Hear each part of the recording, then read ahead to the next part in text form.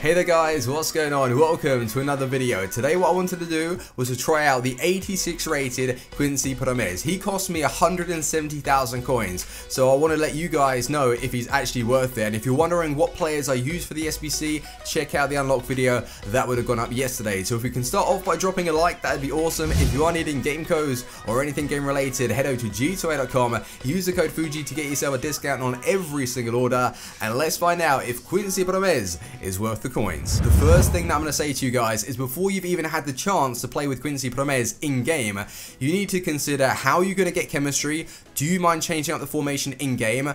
Like for 170,000 coins, all of these things you need to think about, because the only player that I would recommend from the same club is Fernando, and he just about cuts it in these higher divisions. You can feel at times the lack of quality, but he's not bad. Like, he's 5'9", medium to high work rates. He does a good job because he will sit back a little bit. If you've got someone that is poor and they keep pushing up, then you've got an issue. But he does make tackles, so he is playable. 6 games, 1 goal, and the 1 goal that he scored was a rocket outside the box, so I like that. But going back to Quincy PROMES, 86 rated with some stupidly good stats, and I believe the reason why they've done that is because he is in that awkward league. So if you're building a team around him, then you're going to get rewarded for it. Because if you take a look at his card compared to Mane, like 83 shot on Mane compared to Quincy, he's got better passing than Mane, his dribbling is pretty much identical. The only thing that is sort of better with the Mane card, 95 pace and 81 physical, but even then, Quincy isn't slow. So looking at him, a 5'9", 4-star weak for 4-star skill moves, and I look for that player with the right foot. 87 shot, man, that is just so high. 6 games, 6 goals. So I did change up the formation. I will show you exactly how I played it straight away. So he was playing a right striker role alongside Mane, and then I had Roberto Firmino in that cam position. So yeah, that's what I did with the team. I don't personally like the 4-3-2-1 anymore. It's still a good formation. I can understand that a lot of people like it, but for me, I need either a cam. I just need a cam in my team to really help the player hold possession higher up the pitch. So with Quincy, if you don't like to change up your formation, then probably the 4-3-2-1 is the best one to go for, because you can get chemistry with Wijnaldum and you've got the chemistry with Fernando. But going through the team, we had Casillas that I did unlock, and I personally would say that he's not really worth the coins. I think he costs about 150k now. Unless you're doing it for the packs, then that's fair enough. If you're doing it to actually unlock a goalkeeper, it's just not worth it. He didn't really perform any outstanding saves at all. He was just average. We got Mercado in the right back position that was pretty solid, and I would recommend for some cheap teams. Felipe was good. Like, the defense was overall playable, but it wasn't like quality, and I wouldn't personally use it again in Division 3, Division 2. I would have to adapt it a little bit. You've got Van Dijk, 6'4". Yes, he's solid, but I don't really understand why he's 33,000 coins. He makes quality tackles, he's very strong, but 33k, I would personally save up a little bit extra and go for someone like Bailly, who is one of the best centre-backs that I've used so far in the game. Van Aanholt left-back, yes, he can get tackles in, but he's a little bit inconsistent. Fernando, I've already showed you. Wijnaldum, I liked what he was doing higher up the pitch. Like, defensively, yeah, he would get tackles in now and again, but I found that to be a little bit inconsistent. In that cam position where he does eventually push up, you can get use out of that dribbling, and I did like him. Klasan scores so many goals, like, he just bombs it. I love his finesse shots. Roberto Firmino as a cam, he wasn't so bad. And then we have Quincy and also Mane. I haven't really played too many games with Mane, but once I come back to him, I really just love his dribbling. He's so good to dribble with. So the player instructions, I actually told in this formation, you wouldn't see because I've had to change it up. In game, I just tell these two to get in behind, and it works very, very well because of how much pace they've got. And the custom tactics, I was rocking with something like this. So 60 pressure, 60 aggression.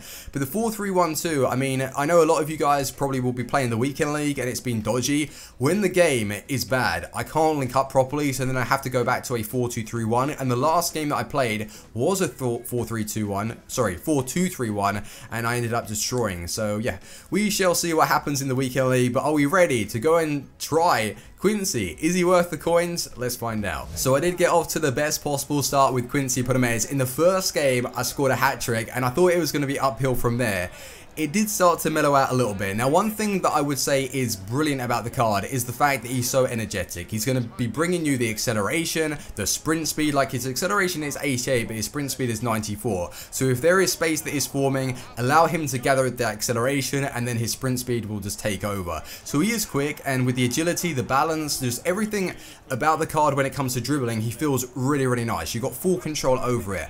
One thing that I disliked about the card, though, was the shot power, the inconsistency outside the box. Like, I would take the strike with a finesse shot or a shoot across goal with the driven, and it just didn't feel like he was catching the shots properly. Now, it could be different for you, but please keep that in mind when using the card. I found what he was really good at was to get him inside the box and then drill those shots. That's where he was coming alive. Driven strikes, finesse shots inside the box didn't have any issues. It was just outside the box. It was either the ball was angling towards the keeper, the shot power wasn't nice, the finishing was a little bit off. So I would probably stay clear of those and then just really get use out of that dribbling and how he's able to burst in behind. He was creating space really well. Now, although I played him as a striker with Mane up top, I'd recommend having him in a right wing position, literally out wide, so you can get used with that pace, run down the line, and then start cutting it across. But his finishing was good, so you could play him as a striker. A cam, he would be suited there, up and down the pitch.